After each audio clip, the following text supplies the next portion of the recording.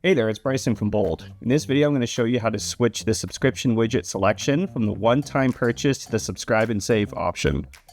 Making the switch from the one-time purchase to the subscribe and save option ensures your customers never miss the opportunity to subscribe to your products.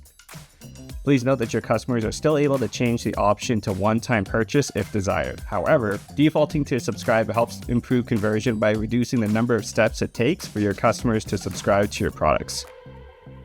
To set the default option to subscribe and save, from your Shopify admin, navigate to Sales Channels, Online Store, then Themes. Next to your theme name, click Customize. Expand the drop-down template menu at the top of the page, then select the product template. Click on the subscription widget app block in the left-hand menu to access the settings.